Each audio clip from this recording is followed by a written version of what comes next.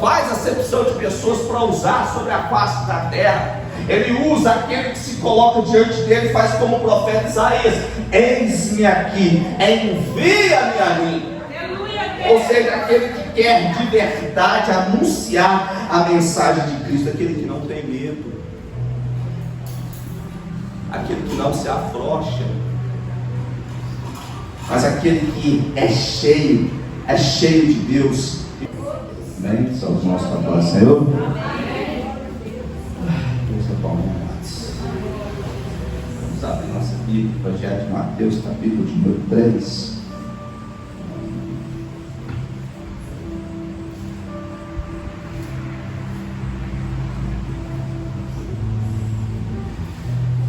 Evangelho de Mateus, capítulo de número 3.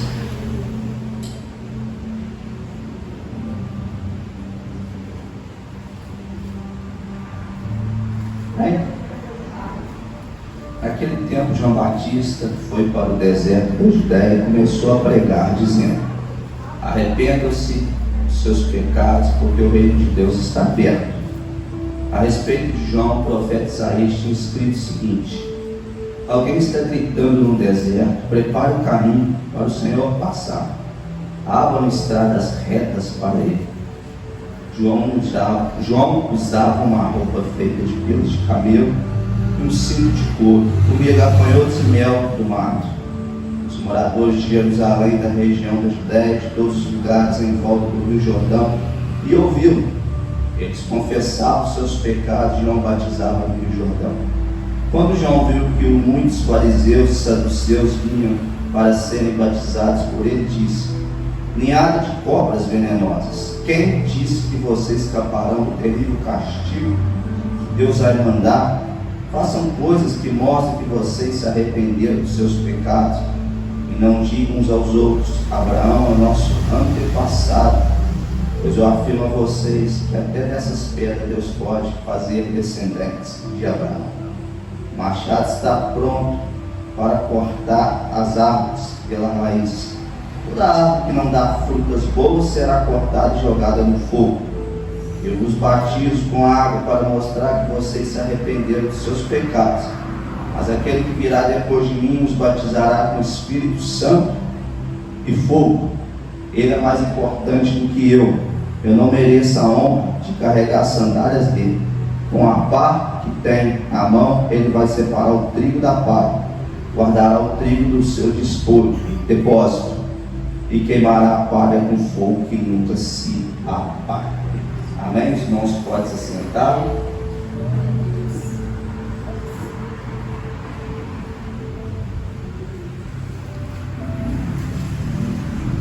Todos os 4 evangelhos, eles narram a história de João Batista. Quem era João Batista? João Batista era aquele que veio para preparar o caminho do Senhor Jesus.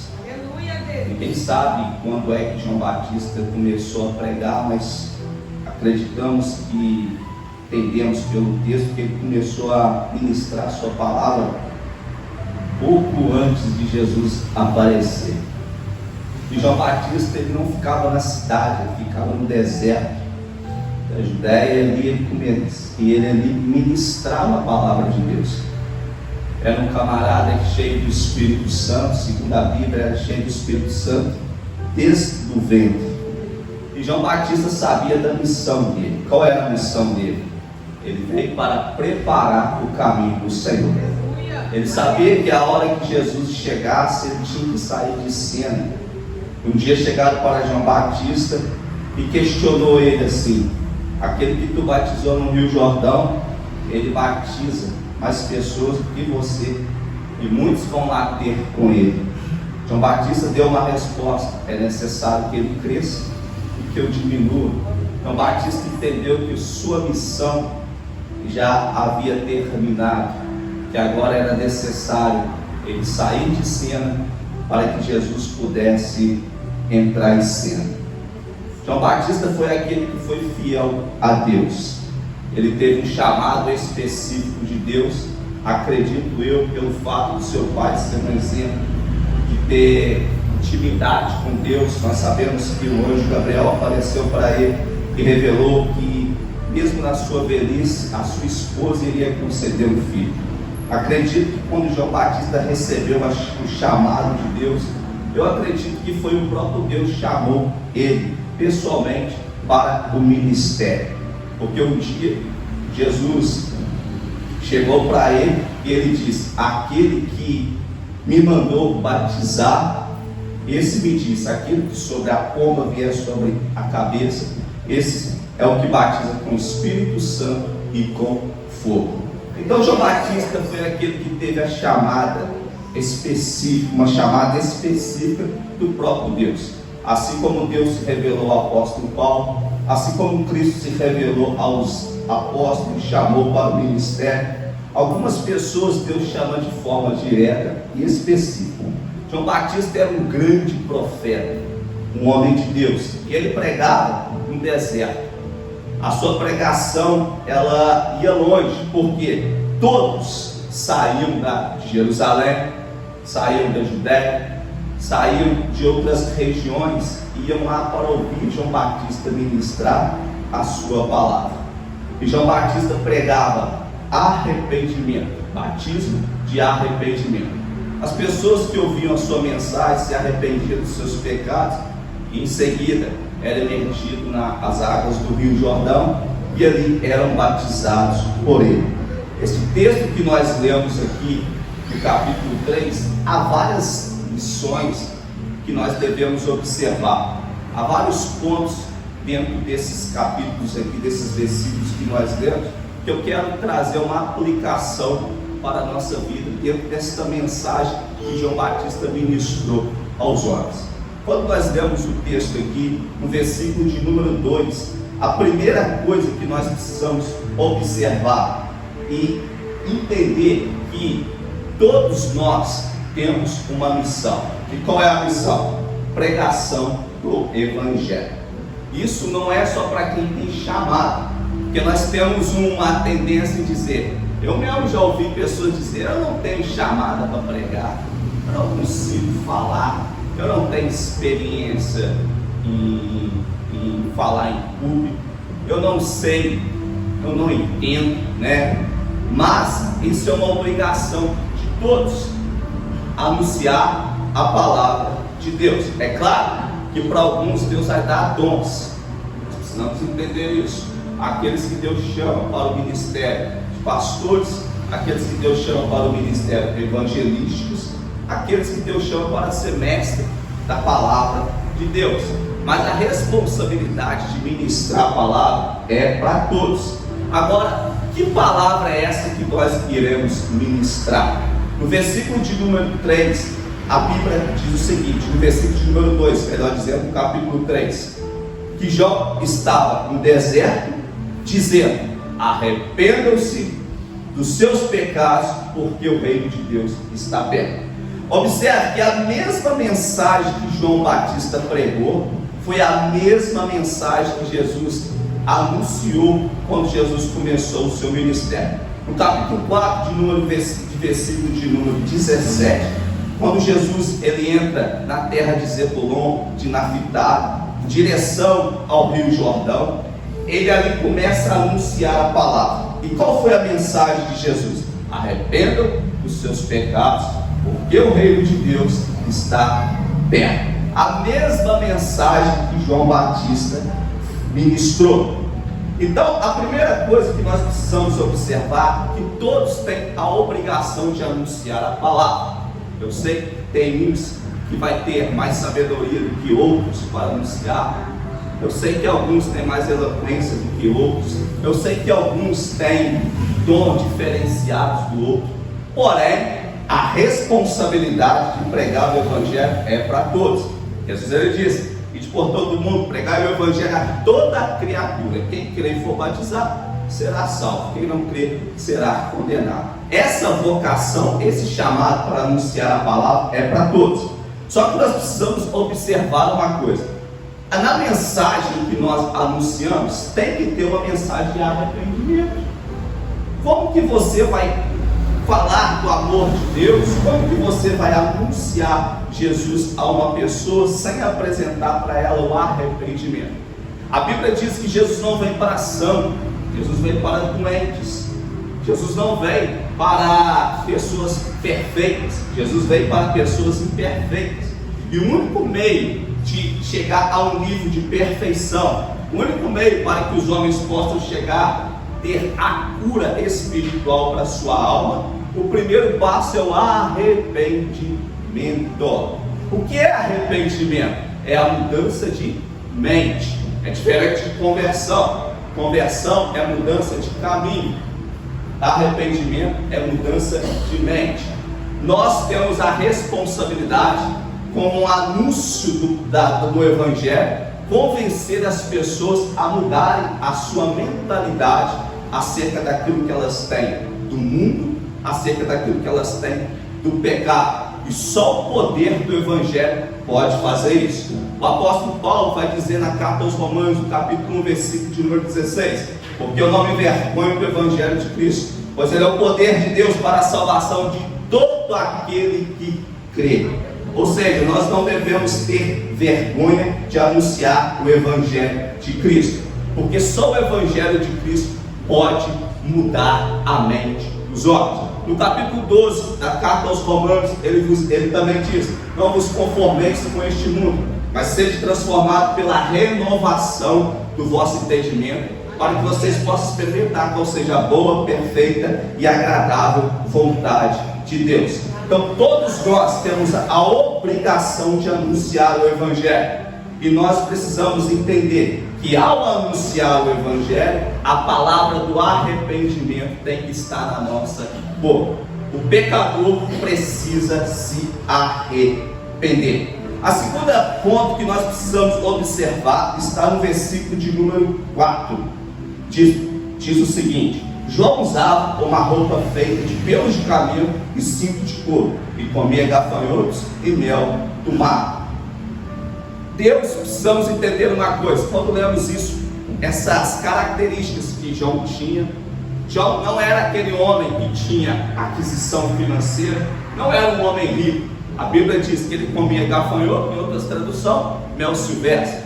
Ele usava uma roupa de pelo de camelo. Era alguém que não tinha roupas direitas para vestir, era alguém que não tinha uma comida direita para vestir. Há uma coisa que nós precisamos observar lendo isso, que quando Deus quer usar alguém, Deus não faz acepção de pessoa. A gente precisa entender isso, porque muitas das vezes, ao anunciar o Evangelho, muitas das vezes nós ficamos com medo de chegar diante de uma pessoa e anunciar a palavra de Deus a essa pessoa, porque fazemos acepção de pessoas. Deus não faz acepção de pessoas para salvar. Se Deus mandou e te deu uma palavra profética, entrega esta palavra, anuncia esta palavra, não tenha medo, e deixe que o Espírito Santo faça a obra. É um dever de todos anunciar o Evangelho. No versículo também de número 5, nós precisamos abordar um terceiro ponto. E qual é o terceiro ponto que devemos observar? A autoridade do Espírito atrai pessoas. Olha o que diz no versículo de número 5: os moradores de Jerusalém, da região da Judéia, de todos os lugares em volta do Rio Jordão, iam ouvi-lo. Vamos lá, vamos captar isso aqui, vamos absorver o que eu estou dizendo aqui, e fazer a aplicação para nossas vidas. Primeira coisa, mensagem de arrependimento. Segunda coisa, Deus não faz acepção de pessoa. Terceira coisa, a autoridade do Espírito atrai pessoas. Você precisa ter autoridade do Espírito. A questão é, muitas pessoas querem sair para anunciar o Evangelho, mas sem a autoridade do Espírito. Se observar, João Batista não tinha uma roupa direita para vestir, não tinha uma comida direita para comer. João Batista não tinha nem uma sandália nos pés para calçar aquelas ruas que ele pisava, cheio de pedra. A Bíblia não relata se ele tinha sandálias, e muito menos se ele tinha casa para morar. A sua habitação era o deserto. mas era um homem que tinha autoridade do Espírito. Desde o ventre era cheio do Espírito Santo. E essa autoridade atraía multidões. As pessoas saíam de onde estavam, seja rico, seja pobre, seja classe média, elas iam até João porque elas queriam ouvir a sua palavra. E quando João anunciava a palavra, aquelas pessoas arrependiam dos seus pecados. Muitas pessoas hoje querem sair para o mundo e anunciar a palavra de Deus, mas sem a autoridade do Espírito. E sabe o que vai acontecer? Não vai ter efeito, não vai ter mudança, não vai ter transformação. Muitas das vezes essa pessoa vai ficar frustrada e vai colocar dentro do seu coração assim: nunca mais vou anunciar a palavra de Jesus. Precisamos revestir da autoridade do Espírito Santo. Deus nos deu o Espírito dele. No dia de Pentecostes nós sabemos, Atos capítulo de número 2, o Espírito desceu sobre toda a igreja. O apóstolo Paulo vai dizer na sua carta, 1 Coríntios capítulo 2, que todos nós fomos batizados num só Espírito, num só corpo. Ou seja, quando cremos no Evangelho, somos imergidos no corpo, somos imergidos no Espírito Santo e recebemos autoridade do céu para anunciar a palavra. E essa autoridade que está sobre nós, o inferno tem que recuar. Essa autoridade que está sobre nós, o pecado não consegue aguentar. Essa autoridade que está sobre nós causa efeito na vida das pessoas que nos ouvem. Então, por isso, se revista da autoridade do Espírito, para que você possa atrair pessoas para o reino de Deus. O quarto ponto que nós precisamos observar está no versículo de número 6. Eles confessavam os seus pecados e João batizava no Rio Jordão. Ou seja, a autoridade do Espírito promove arrependimento. É difícil uma pessoa que ouve o Evangelho da verdade, e não se arrepende dos seus pecados.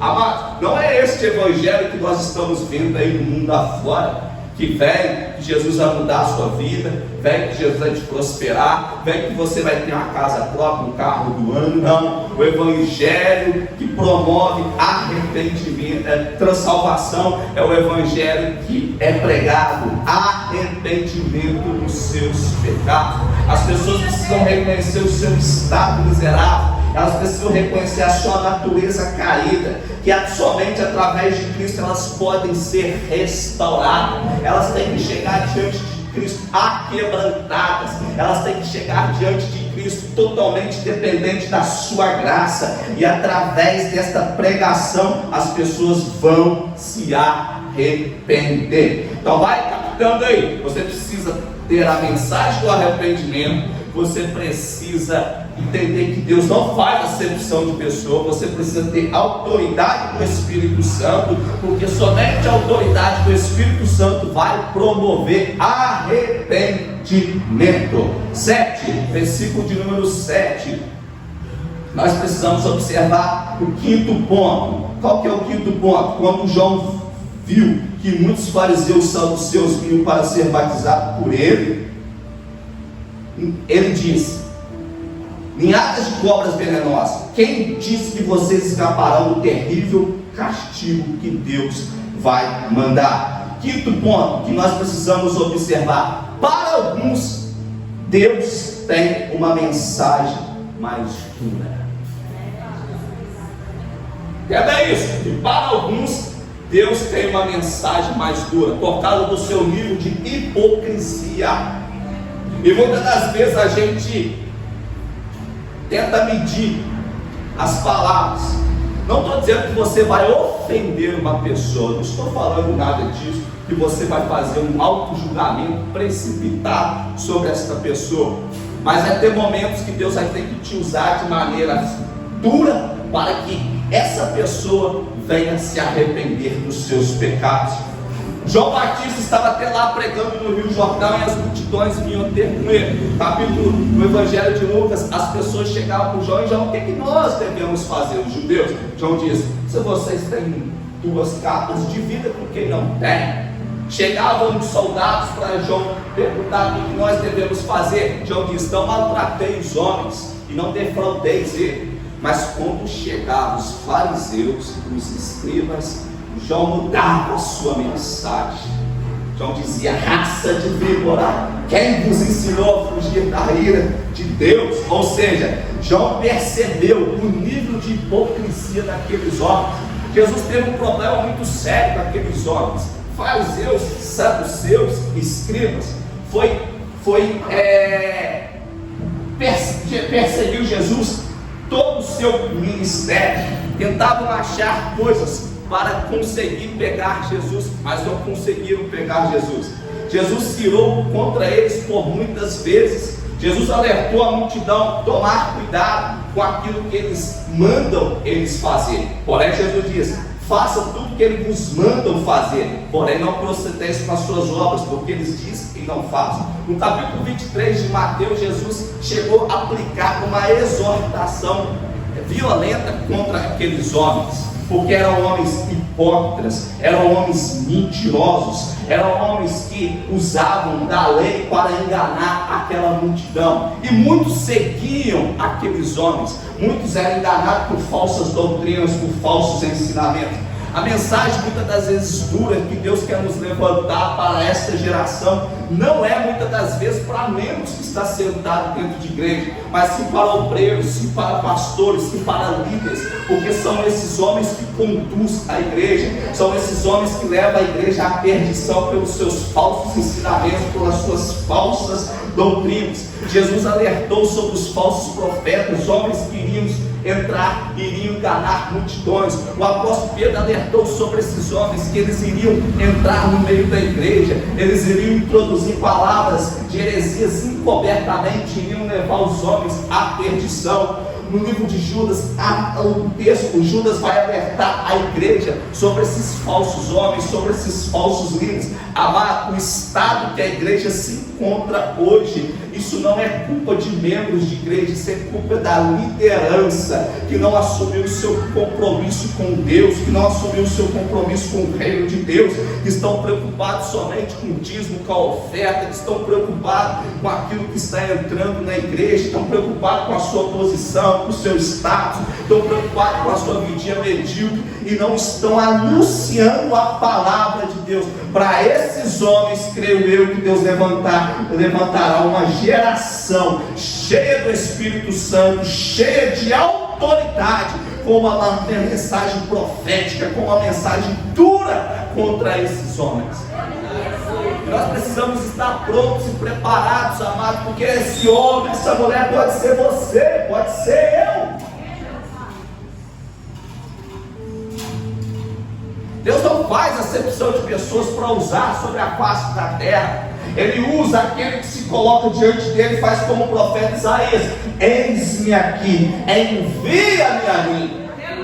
Ou seja, aquele que quer de verdade anunciar a mensagem de Cristo, aquele que não tem medo, aquele que não se afrouxa, mas aquele que é cheio de Deus e fala aquilo que Deus manda falar. Então, para alguns homens, Deus terá uma mensagem dura. Para alguns homens, eles sofrerão o juízo de Deus e, por fim, a morte eterna, porque eles não se arrependem dos seus pecados, eles não mudam o seu jeito de ser, a sua forma de agir. Eu não pode ser que tenha me fugido a memória, mas com exceção o apóstolo Paulo, é o único fariseu na Bíblia que eu vi que foi salvo. Por quê? Porque eram homens maus, eram homens que entravam nas casas da viúva. Jesus disse: ai de vós, escribas e fariseus, vocês entram nas casas da viúva, fazem orações prolongadas e devoram a casa delas. Ai de vós, escribas e fariseus, que vocês percorreis a terra, levantando prosélitos, e depois de terem levantado, fazem eles filhos do inferno 2 vezes mais do que vós. Ou seja, eram homens com as suas falsas doutrinas, com seus falsos ensinos, ensinavam discípulos, pegavam pessoas e discipulavam para que possam anunciar a mesma mensagem que esses homens anunciavam. Eram homens que causaram problema para a igreja. E esses homens que Deus quer eliminar do meio da igreja, porque são esses homens que estão contaminando a casa de Deus, com falsos ensinos, com falsas heresias. É por isso que nós, amados, precisamos estar atentos naquilo que nós ouvimos todos os dias. Tem muitos crentes que não dão credibilidade naquilo que o pastor prega aqui nos cultos.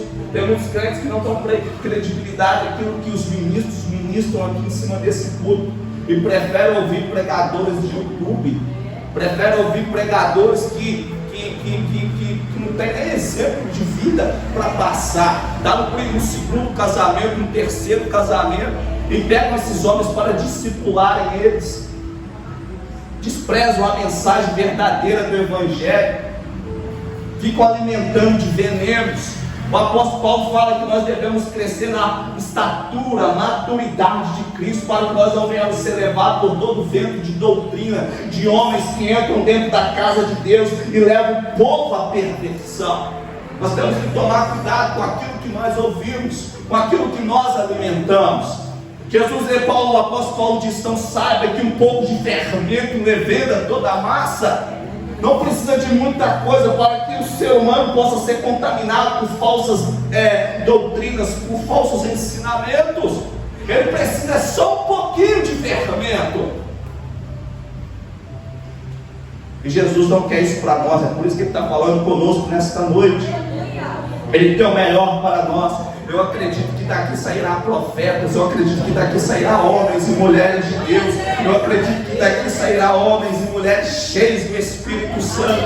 Um grande avivamento dá para vir sobre este Brasil. Eu quero profetizar sobre nossas vidas, que seremos uma nação, que seremos um povo usado por Deus sobre a face da terra, para impactar o nosso trabalho, para impactar a nossa vizinhança, para impactar a nossa cidade. Nós precisamos tomar posse daquilo que Deus tem derramado para nossas vidas. Precisamos nos encher de Deus. O apóstolo Paulo diz: não embriagueis com o vinho que a contenda, mas enchei-vos do Espírito Santo. Precisamos nos encher do Espírito Santo, amado, para colocar o inferno de cabeça para baixo. Precisamos nos encher do Espírito Santo para tirar multidões que estão indo para a perdição. Nós precisamos nos colocar na posição que Deus nos chamou, para que não venhamos seguir um fluxo, um caminho errado.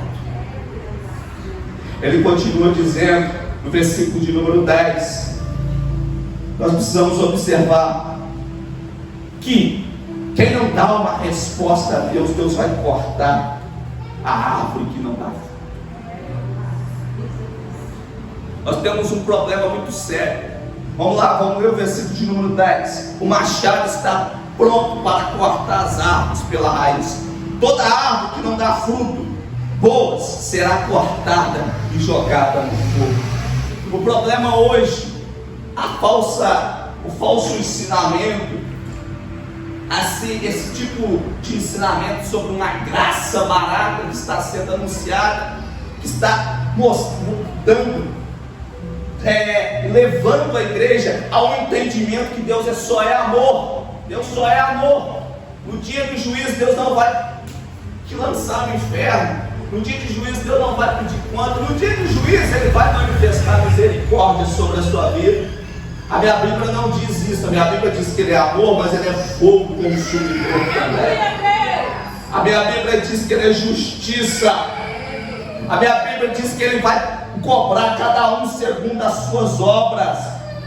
E Deus nos deu uma chamada, Deus nos deu os dons do Espírito, Deus nos deu os talentos para que nós possamos granjear estes talentos. E toda árvore que não dá fruto, Deus vai cortar e vai lançar no inferno. Precisamos obrar, amado. Precisamos obrar. Precisamos. Deixa eu só fazer uma colocação antes de nós entendermos que nós precisamos obrar. Nós precisamos também entender a nossa chamada. O problema é que acontece hoje é que muitas das vezes Eu acreditado, nós queremos passar o carro na frente do boi. É o seguinte, as pessoas, tem muita gente que anseia por fazer a obra de Deus, louvado seja Deus por isso. Tem pessoas que têm um amor pela obra gigantesca, é admirável isso, mas ela não tem chamada para aquilo que ela quer executar, para aquilo que ele quer executar. Paulo diz, cada um fica na vocação em que foi chamado. Os dons do Espírito é algo soberano. A Bíblia diz que ele distribui cada um como ele quer, da forma que ele quer. Nem todos foram chamados para ser pastores, nem todos foram chamados para ser evangelistas, nem todos foram chamados para ser mestre, nem todos foram chamados para ser profeta. Nós precisamos entender para qual área Deus está me chamando, para qual área Deus me chamou, para que nós possamos executar aquilo que Deus confiou em nossa mão com excelência. O problema hoje é que as pessoas querem ser, muitos almejam o ministério pastoral, mas não tem chamada para ser pastor. Outros querem ser profetas, mas não tem chamada para ser profeta. Outros querem ser evangelistas, mas não tem chamada para ser evangelista. Se nós quisermos executar uma chamada pela qual nós não fomos chamados, não vamos dar frutos para o reino de Deus. Eu já cansei de ver pessoas que querem exercer uma função que não foi chamada para aquilo. Se não foi chamada, não vai fluir dentro de nós. Aleluia. Não vai impactar vidas. Não vai causar transformação, efeito e mudança. Não adianta. Não vai ter fruto.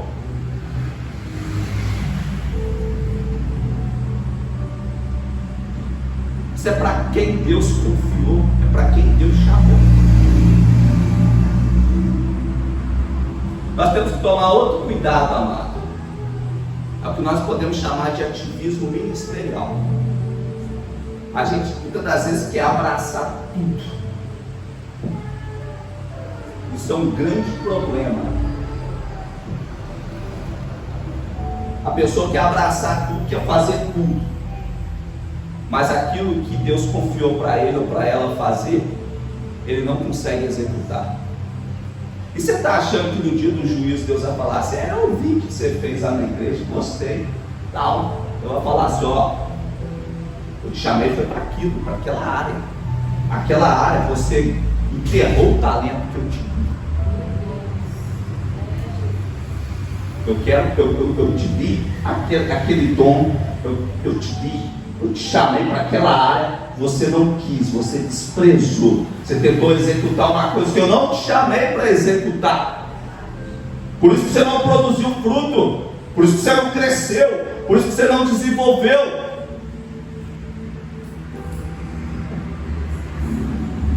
Outra coisa que nós precisamos tomar muito cuidado, que eu reparo que acontece muito isso. Por exemplo, aquilo que Deus chamou para você para fazer, para você fazer, você não tem que impor isso no outro para fazer. O problema hoje é que o camarada eu vou olhar, vou usar a expressão aqui evangelística, porque quando se fala de evangelismo, ela abrange tanto a área do ministério da palavra, quanto do evangelismo fora, dentro. Ela acaba pegando muitas áreas. O cara não foi, no coração da pessoa, ele não sentiu que ele tem essa chamada. Aí o outro que tem essa chamada quer que ele execute. Aí quando ele não vai ou ela não vai, cara, não gosta de fazer a obra de Deus. Começa a fazer julgamentos precipitados. Temos que tomar muito cuidado com isso. Não adianta eu chegar e falar que o Elvis tem que ser pastor, se ele não tem um exemplo. Estou falando, você não tem chamada não, tá? Um exemplo, se ele não tem chamada para ser pastor, você tem que ser pastor, você já prega, você já ensina na igreja. Que é isso? Por que o pastor não te levantou a pastor? Aí começa essas coisas. Temos que tomar muito cuidado. Entenda a vocação de cada um, a chamada de cada um, e cada um se posiciona naquilo que Deus chamou para fazer. O problema é que Deus chamou fulano de tal para tal área, e quer que o outro exerce tal área, e o outro não tem chamado para aquilo, não sente bem fazer aquilo, ele sente bem de fazer de outra forma, de outra maneira, do jeito dele. Não pode fazer a obra, não. Sei lá, gosta disso, gosta daquilo. Aí começa a fazer julgamentos precipitados. Temos que tomar cuidado com isso, amado. Deus nos chamou não nos chamou para contenda e para divisão.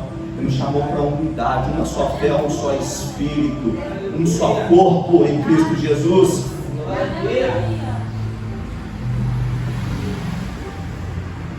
Você não vê hora nenhuma Jesus falando com os seus discípulos, ou obrigando seus discípulos a fazer algo que eles não tinham preparo para fazer. Jesus entendia muito bem a fraqueza dos homens, e quando mandou os discípulos para a missão, mandou de 2 em 2. Por quê? Porque quando um está fraco, o outro está sustentando. Então não desampara ninguém, amado.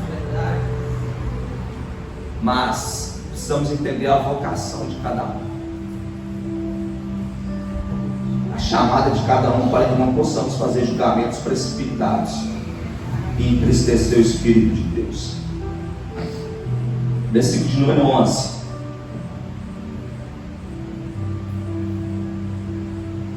Esse aqui é o 9º ponto que nós precisamos observar. Todos precisam de um batismo com o Espírito Santo. Todos precisam de um batismo com o Espírito Santo. Versículo de número 11. Eu vou ler ali, é melhor. Em verdade, os batizo com água para arrependimento, mas aquele que vem após mim é mais poderoso do que eu, cujas sandálias não sou digno de levar. Ele vos batizará com o Espírito Santo com fogo.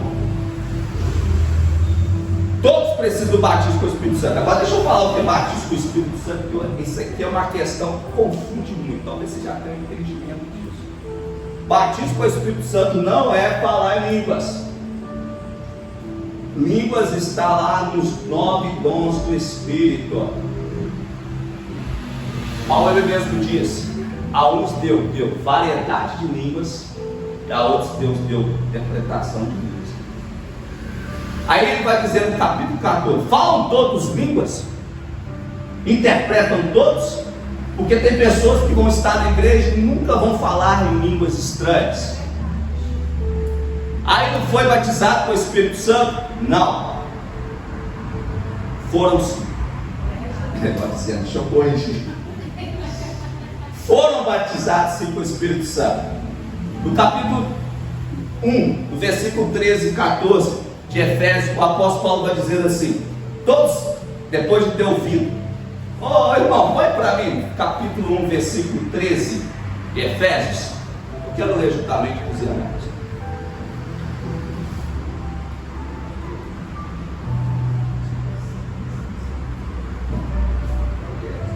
Vai no 12. Volta mais um pouquinho antes.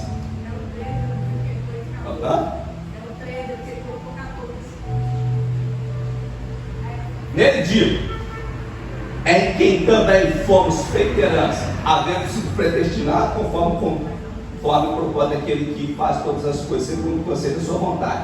12.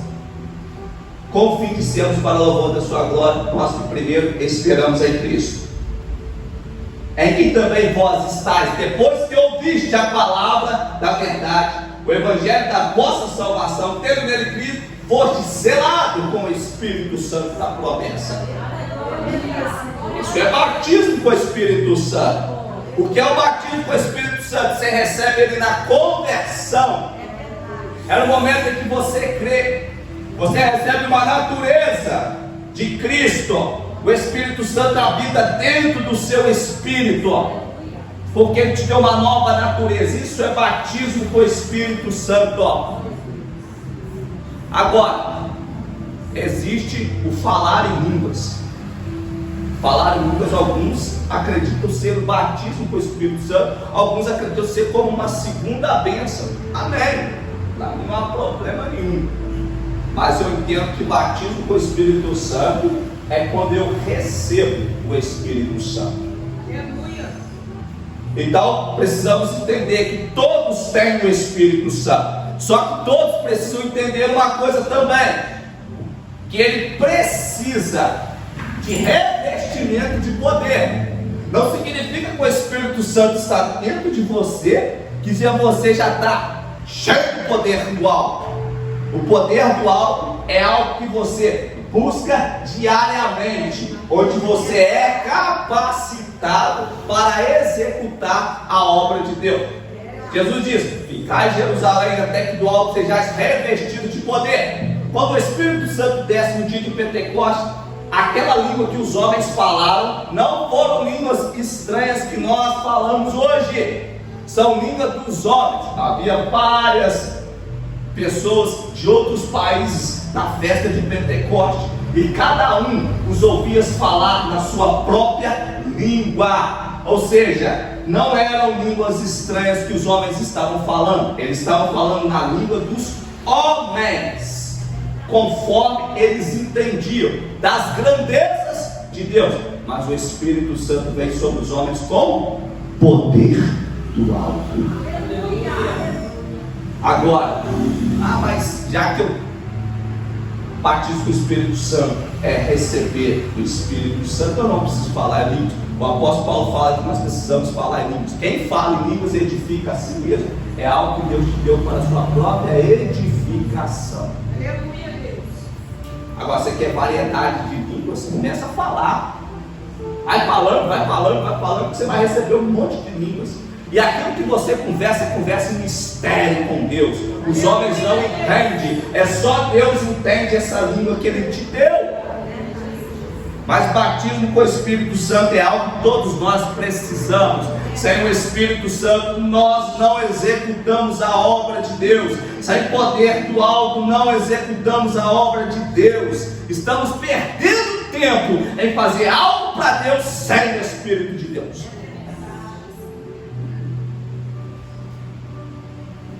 Aí João diz: quando Jesus vier, Ele vos batizará com o Espírito Santo e com... Ai, ela não vai entrar nessa questão de fogo aqui não, Mário. Eu entendo que fogo não é um fogo que nós falamos aí hoje não. Pentecoste, entendo que é um fogo de juízo, tá? Porque o apóstolo João vai dizer mais abaixo que ele tem a pá na mão, vai separar o trigo da palha, guardará o trigo no seu depósito e queimará a palha no fogo que não se apaga. Não vou dizer que não existe um batismo com fogo, mas acredito que dentro do contexto de João, o batismo com fogo não seja um batismo de bênçãos, por assim dizer, mas um batismo de juízo. Então ele está falando, você precisa ter o Espírito Santo para a execução da obra.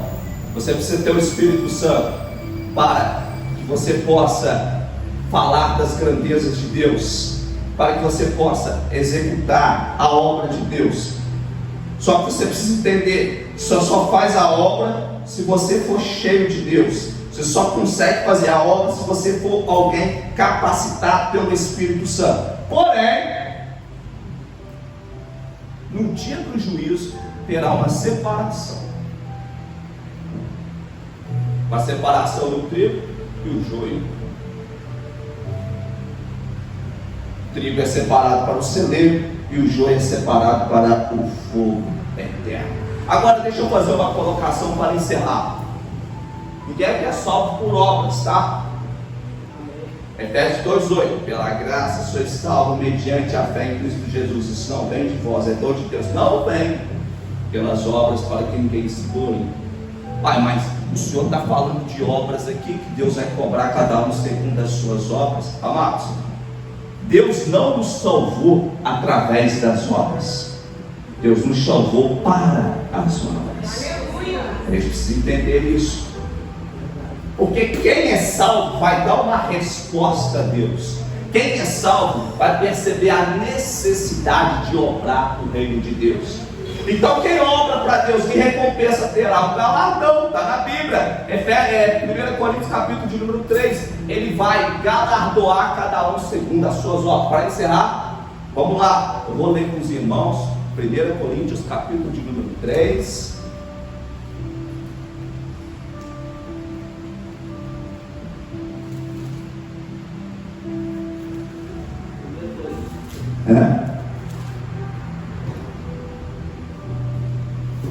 Vamos lá. Vamos lá no versículo de número 10. 1 Coríntios capítulo 3, versículo de número 10. Estou terminando. Segundo a graça de Deus que nos foi dada, pus eu como sábio arquiteto fundamento, e outro edifica sobre ele. Aí olha o que o apóstolo Paulo vai dizer: mas veja cada um como edifica sobre ele. É uma observação. Sabe o que eu falei aqui no início sobre a questão de você saber da sua chamada, para que você possa executar a obra de Deus com excelência? É isso aí. Porque ninguém pode pôr outro fundamento além do que já está posto. Quem é o fundamento? Cristo Jesus. Só que o apóstolo Paulo está dizendo: veja como cada um edifica sobre ele. É uma observação sua. Vamos lá. Porque ninguém pode pôr outro fundamento além do que já está posto, qual é Jesus Cristo. Se alguém sobre este fundamento formar um edifício de ouro, prata, pedras preciosas, madeira, ferro e palha, porque acabou de falar de palha que ser queimada no fogo, né? A obra de cada um se manifestará na verdade, o dia declarará, porque pelo fogo será descoberto, e o fogo provará qual seja a obra de cada um. Complemento o que nós acabamos de falar no texto aqui.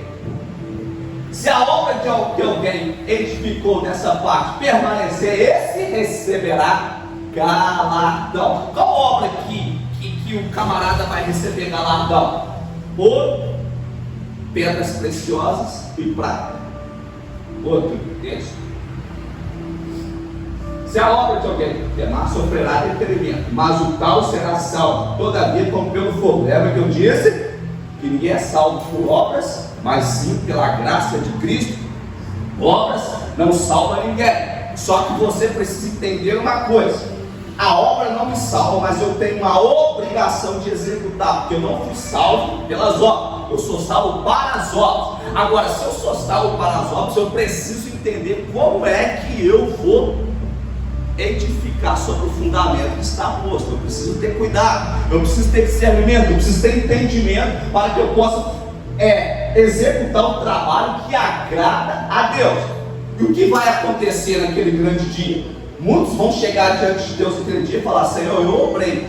Jesus vai falar assim: você vai entrar no meu reino porque você foi fiel a mim, você obedeceu os meus mandamentos, você se santificou, você se separou, você foi justo na terra, você foi uma pessoa de oração, uma pessoa que consagrou. Só que eu não vou poder te dar galardão. Por que, Senhor? Porque você não soube edificar sobre o fundamento que estava posto. Mas por causa da tua fidelidade, você será salvo. Fidelidade a Deus. Porque nós precisamos fazer essa diferença.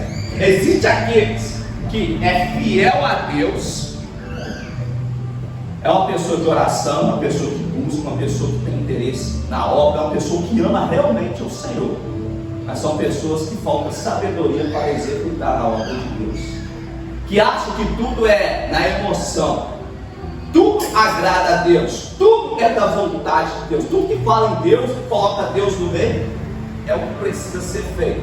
Grande engano. Você pode estar acontecendo, pode acontecer o risco de estar edificando sobre um fundamento que não é Jesus Cristo. Ou embora você está edificando sobre esse fundamento que é Cristo, está edificando de forma errada, que não agrada a Deus. Vamos lá. Não sabeis vós que sois o templo de Deus e que o Espírito de Deus habita em vós? Vamos lá. Se alguém destruir o templo de Deus, Deus o destruirá, porque o templo de Deus que sois vós é santo. Vamos observar, porque a maioria das pessoas pecam com o seu templo da alma. A maioria das pessoas erra com o seu templo. é com as suas próprias escolhas, com as suas próprias decisões. Deus, naquele grande dia, Ele não quer, a intenção de Deus não é nos julgar e nos condenar ao inferno, mas naquele grande dia Ele não vai ter dó de ninguém. Esse negócio que Deus tem dó, não, Deus tem misericórdia. Nós precisamos ficar aqui, como é que nós estamos executando a obra de Deus? Como é que nós estamos trabalhando para o reino de Deus? Será que em tudo nós oramos para pedir uma direção de Deus? Será que em tudo nós focamos, Senhor, fala comigo, é isso mesmo que eu preciso fazer?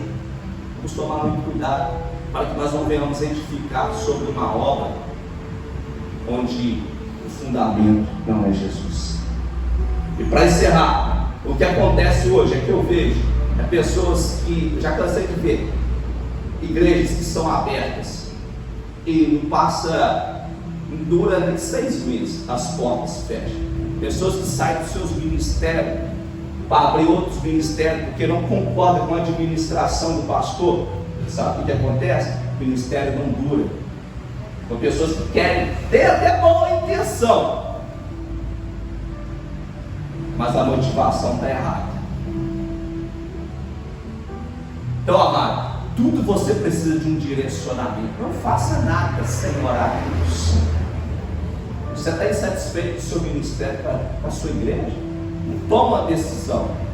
Chega para o pastor, conversa com o pastor, chega para alguém de confiança, conversa com ele, dobra o seu joelho e fala: Senhor, preciso de uma direção. Não saia precipitadamente, você pode pagar um preço lá fora. Não ache que tudo que você vai fazer é a vontade de Deus, que nem tudo é a vontade de Deus. Uma certa feita, Paulo queria ir para a galáxia, que ele percebeu a necessidade de descer a galáxia e anunciar o Evangelho. O Espírito Santo, a Bíblia diz, o Espírito impediu Paulo. Em noite vem um anjo, uma visão a Paulo, de um homem dizendo: desce a Macedônia e nos salva.